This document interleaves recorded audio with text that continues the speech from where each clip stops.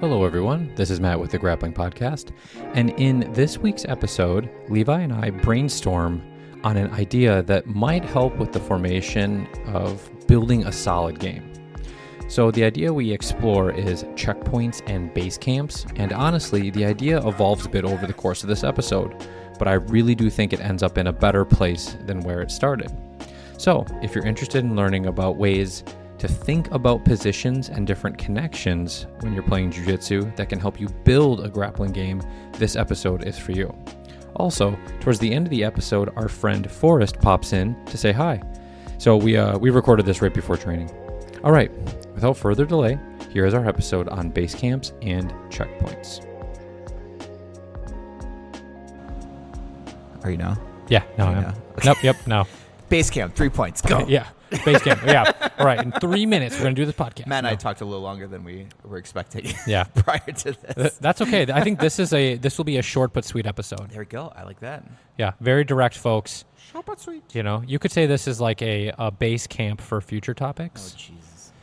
Okay. So before we jump into our corny jokes, we need to talk about the Theory Grappling Invitational that's happening this weekend. Since this episode airs tomorrow, I'm going to rush it out. Levi, Okay. tell us all about the Grappling Invitational.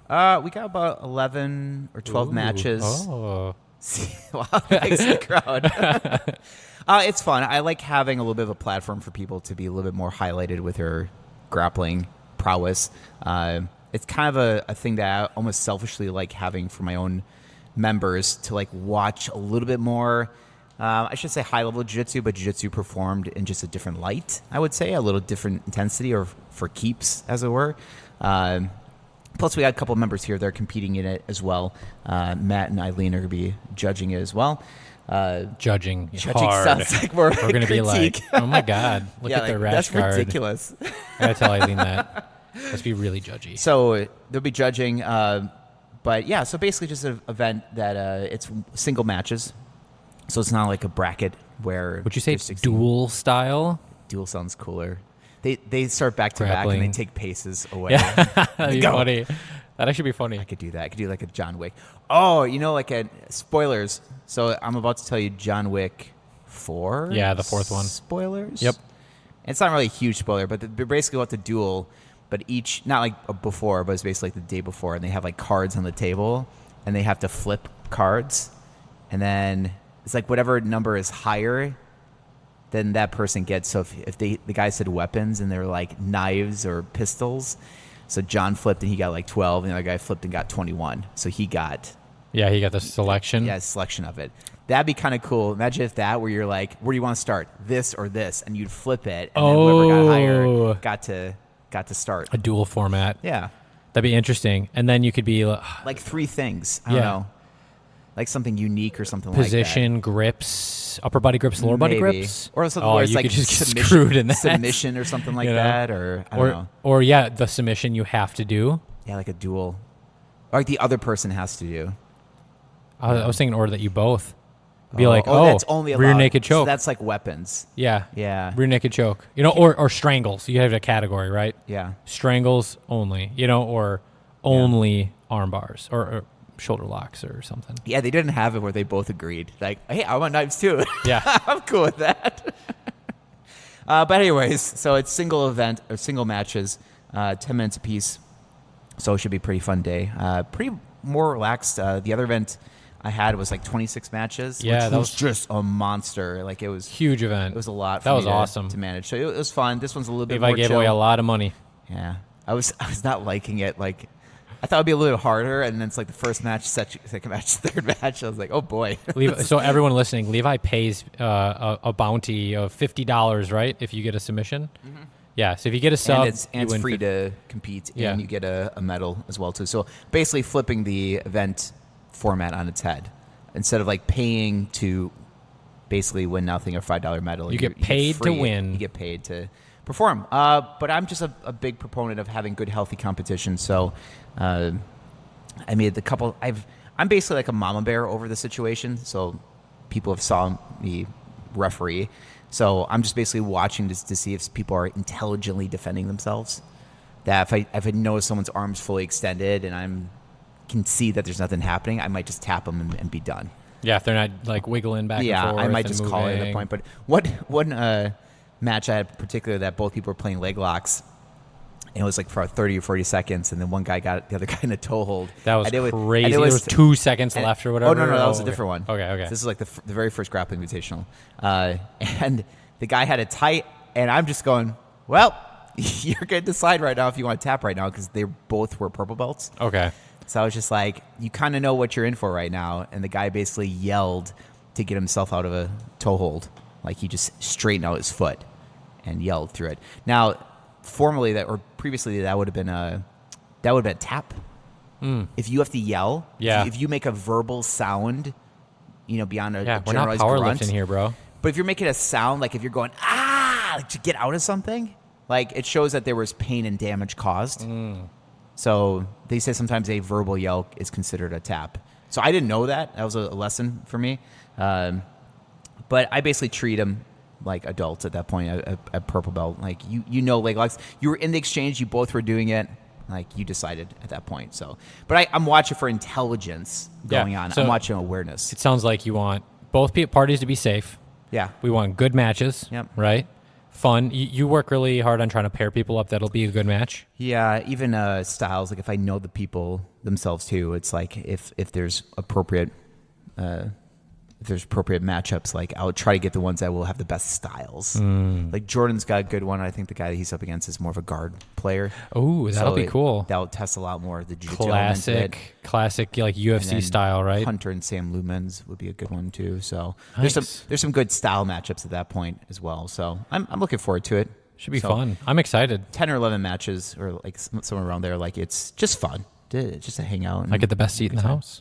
Do you though? I do, no, because create a best seat. Actually, well, I was going to say part of it you have to really pay attention because you have the judge's favor at 5 minutes. Eileen was asking if you guys were sitting together.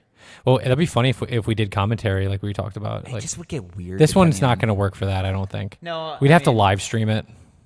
Yeah, I think the 10th Planet Lombard, the guys who do Midwest submission finishers, I think they have a group that's commentating, but the gym is like large enough where they're like kind of in the just corner. Hearing Eileen and I just like talk crap over the corner. Yeah, but then you got like coaches yelling. That's what I was saying. The Office, like you're a little bit disconnected with it, but you're gonna get coaches yelling stuff. Yeah, maybe in the future. Yeah. Okay.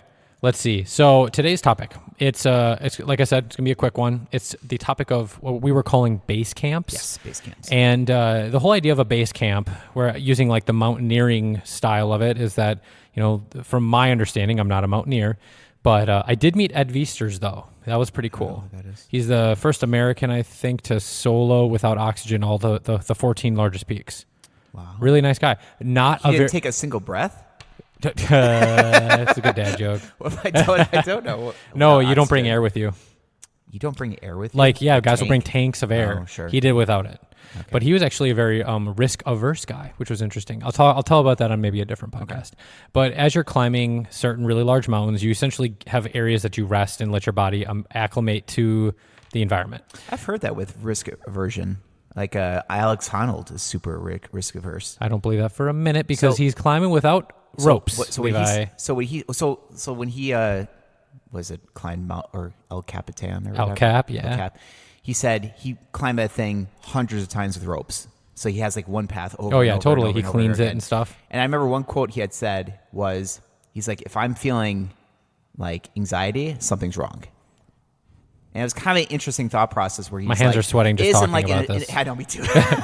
It's not this adrenaline where it's like, oh, he's jumping. He's like, he's not doing it for like some adrenaline dump. It's like it's like probably walking for him that he's doing that path. Yeah, well, it's not because he's risking. In something. his documentary, he actually pulls out halfway through.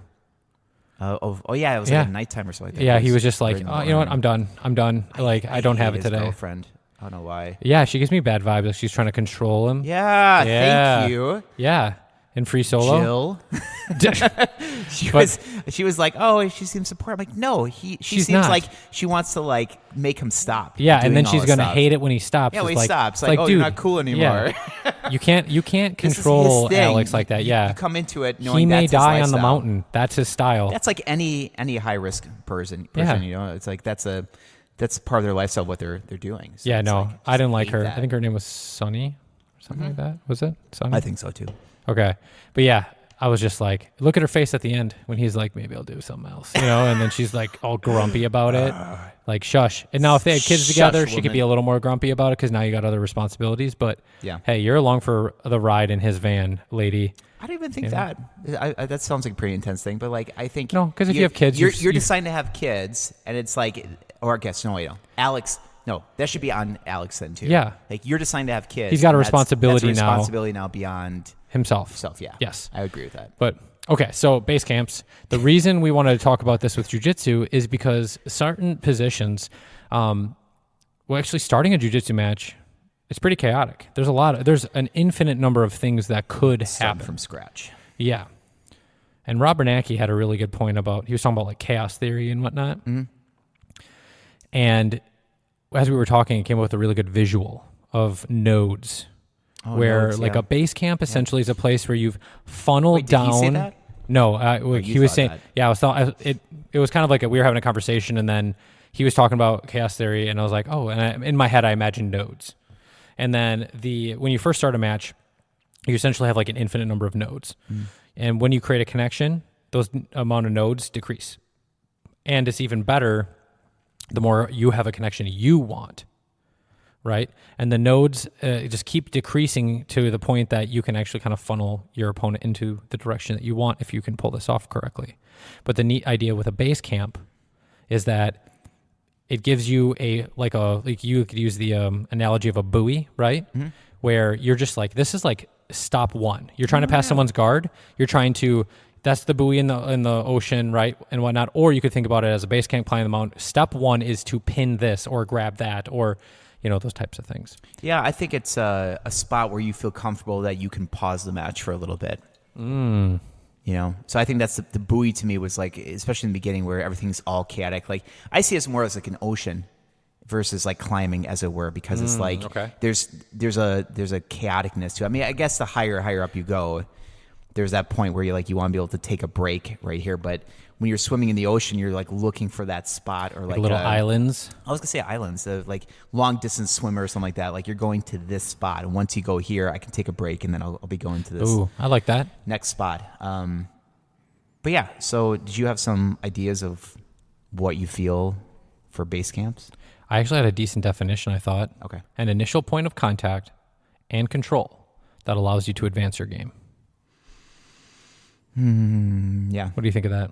Yeah, because I'm visualizing like two people standing, someone's standing and seated, and someone's standing in supine, like that initial first base camp, as it were. Did you have examples? Yeah, I got two. Okay, because I got multiple in my head right now. Yeah, let me just do my two, and then I think you should rattle off a bunch. Sure. Okay. So pinning the bottom leg when passing is one way to start passing, right? Something I was playing around with this week, and I've been noticing, or last week, it's way easier to try and pin a leg than complete the pass from scratch, right? Yeah. So whether that's a pin from, got a spider on the table, folks. It's okay. Pin the leg from the outside or on the inside. That would be an example of a base camp. If you can get there, now you can go, okay, the amount of options my opponent can do are gone from infinite to 10 or 20, right? Mm-hmm. And then say you end up pinning another limb. Okay, now the options they have just went to 5. So you're essentially funneling them down by going step, step, step, step, step. Another example of this from a passing perspective could be like getting a shin to hamstring. The shin you want to their hamstring that you want. And then that allows you to then go, okay, now I can start doing whatever pass that I'm trying to do from here. Yeah, I was thinking about that from supine passing, like headquarters, as it were, like having the splitting the legs and squatting that spot, like that's a base camp. Yeah. Like you are kind of hunkering down that spot. And I think base camps are a good spot where, what's the example that Gordon gave? I mean, he called it like J point. Yeah, the jeopardy point. Jeopardy point. So I think jeopardy point is probably what the definition of base camp would be, because essentially what you're doing is you're getting in a spot of control that really likens a chance that your opponent only has defensive responses right now and not offensive responses. So let's say, for example, you get to a headquarters position. It's not a spot that they're instantly jumping to an offensive thing. They're trying to react to this thing that's about to happen to them. So if you get to like J-point passing where you're pinning the legs and getting along the hip line, they like it because it forces this person to react defensively, and they're prepped for all these defensive responses. So I think that's it, because you're not in a rush now at that point to push anything if you don't want to. If you want to push it right away, that's fine. But I think to your point of base camp is more, it allows you this moment to breathe if you want to, or allows you to set the pace of the match if you want to. Yeah, because that's a good point. You don't always want to like stop. It shows control, though. It shows that I'll go here, and I don't need to advance the next spot if I don't want to. You could give me for free. It's like half guard, top half guard. Yeah, so it's like, So I was trying to think about different spots. Like, would you consider like if both people were standing, like a 2-on-1, like a base camp? As you were saying that, like as you were talking about the start of the match and whatnot, I was actually thinking about a Russian tie. That'd be a base camp for a second. Well, because I think I remember a couple times being in that spot. You're not going to hang out there for a while, but like the fact that you're there and now you're like, I can funnel to my next technique. But they can't do anything immediately offensive from that point. Like that's a good point. They're pushing off your shoulder. They're trying to like get out. So I think those base camps are in that realm. Like let's say a trap triangle. There's nothing offensive that they can do one move that instantly gets you pinned or tapping. Yeah, that's a good point. So would you say like a trapped triangle position would be a kind of a base camp? If you can get there, you've progressed up the mountain. I think actually a lot of these positions that we think of dominant are kind of base camps in a weird way. Like for submissions, there's like the Kimura trap. I think it's a position that both people could sit and breathe for a second if they wanted to. Okay. Like closed guard. Closed guard is kind of a theoretical base camp. It's not like the most effective base camp, but a lot of people, like I was watching footage of our theory members this past weekend, grappling, and definitely saw a lot of usage of closed guard base camps from people on the bottom trying to defend, specifically Adam or Reagan passing. Like it's just base camp. It was like holding. But closed guard to me is not like it's not an example of a base camp. Because you just said it was. No, it still is like a defensive. I think it could be. It is. If you go there with intention. You have to be okay. Because like say your game evolves around playing close guard. Lots of people have very shitty responses to people leaving close guard. I'm saying that straight out. Like white and blue belts of what I've seen. Like there's really poor responses. Like when I was watching the matches, how they were going against people, and it wasn't Adam or Reagan, but it was their opponents just seemed lost as far as guard offense is concerned. You're saying like after they cracked their guard? Oh, sorry. Let's say initially once they got closed guard, Reagan had it where she postured up right away and had it. Good job, Reagan. But she couldn't. The woman on the bottom couldn't do anything. Like had no response. Had like double bicep ties kind of thing? Yeah, there's nothing. Yeah, she had double bicep ties. But like the woman had no responses to it. Like I was working with Adam of like, here's ways that you can respond to posturing, them standing up. Like there are ways with that, but it seems like most gyms have no offensive responses to people standing up. Okay. They like freak out. So I'm saying it feels like a checkpoint, but they actually aren't prepped for anything defensive. You know what I'm saying? Interesting. Like it feels good, but it's like trap triangle would be good, but if someone started breaking your triangle and it'd go, like you just left, I don't know if that's You just got thrown off the mountain. You just got thrown off the mountain. But in all honesty, if you get to a checkpoint, that's something or base point that you feel is a good spot. You should be fucking prepped. I'm passionate about this. For like 3 or 4 main responses from that spot. Like if you get to the Jeopardy point or headquarters spot, you should be prepped for 3 or 4 ways that people will respond to you getting to base camp. Like you should. Yeah, and if you don't know how to respond to that, then it's not really a base point. It's like I just got here and I don't know what to do, and now they're the ones going to be pushing their offensive view. So kind of similar like the half guard, for example. Like if you got half guard on top with underhooks and head control, like you're in a good spot. But if you don't know how to progress and the other person starts bridging you and getting underhooks and doing their work, you weren't really you had the resources to keep moving on, but you didn't have anything actually tangible. What about this idea? So if you're in a base camp with a trap triangle, you should be good and prepared at regressing to the previous base camp. What would be the previous one? I'm just trying to think. Like, it could be a couple different things, but being able to disengage and safely go back down the mountain in our analogy. Using Rob's analogy. You know, go back down the mountain. Using Rob's analogy of only getting there if you can leave. Oh, yeah. That was a good one. Yeah, it was leg locks. Or anytime you go down, make sure you can always come up under your terms. The three off the top of my head, Kimura Trap, Spiderweb, and Trap Triangle, are all base camps that's all or nothing. Like, if they escape it, you're down the mountain a little bit. Like, if they slip the elbow, you lost that control. If they got out of your trap triangle, you're out of control. If they slip your elbow from a spider web, it's out of your control. You could, if you feel any of those in progress leaving, you could transition to like back control. Okay. If I feel like Kimura Trap, like they're slipping, like maybe I can do something, but the triangle, go to close guard maybe or something like that. Yeah, like if you go to a submission hold, as it were, or like let's say a rear naked choke too. If you don't have optimal control and that submission falls apart, you've lost like this positional advancement or this checkpoint. So it's almost like, how do I say it?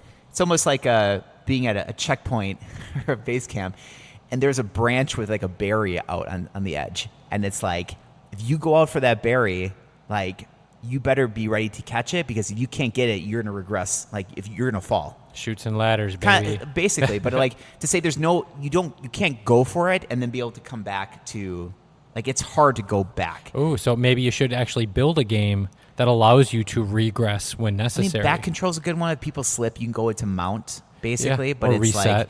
but there's no resetting coming back. Like there's no like you were in closed guard, you went to a trap triangle. You don't really go back to closed guard. Why not? I'm not sure if it's just the positioning, because basically when people escape it, the only way they would escape it if they bring their arm back through.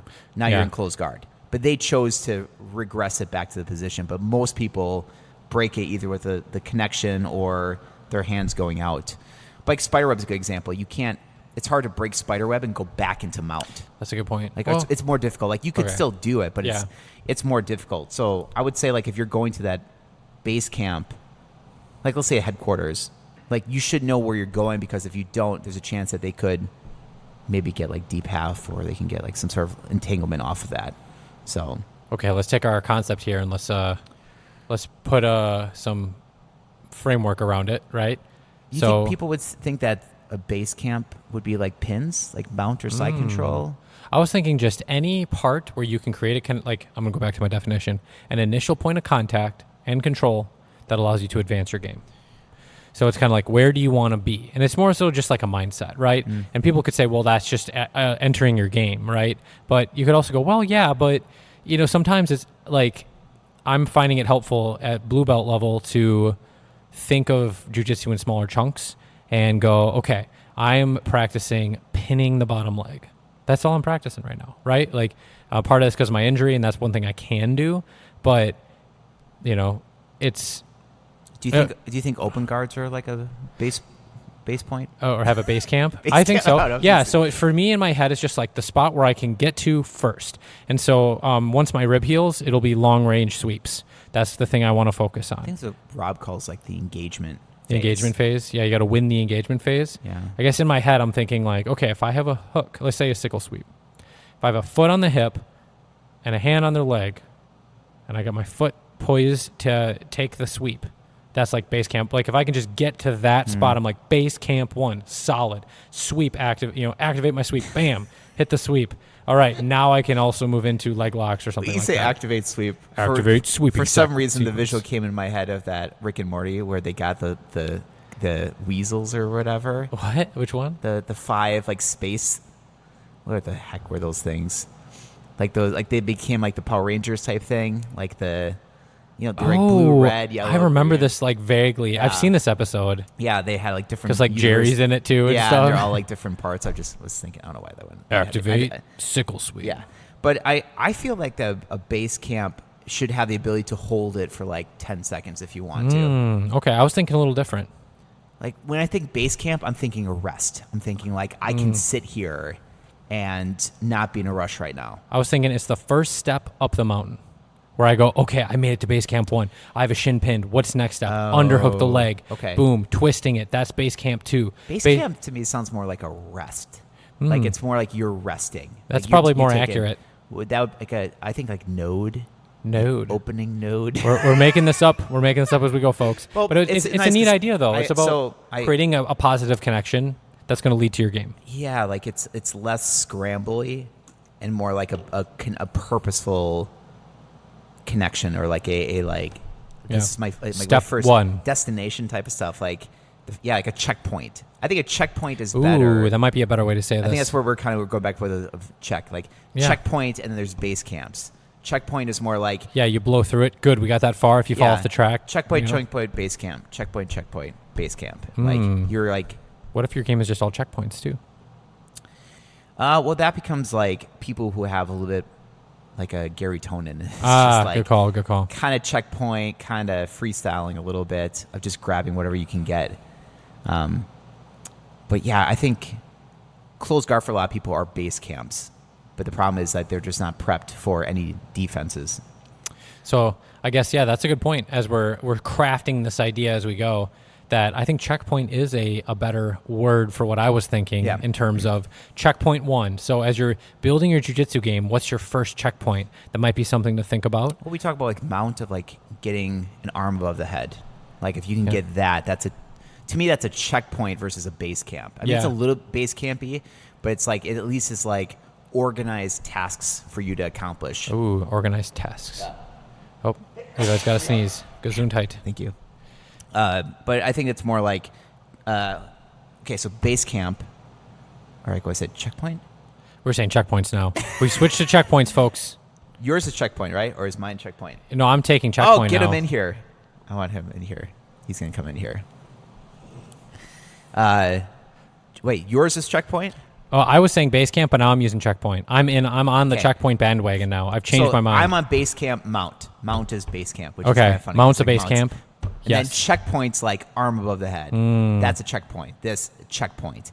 And then high mount could be like base camp. I can sit here. Like base camp to me in the characters of jiu-jitsu is a spot where you should be able to fucking sit and be chill.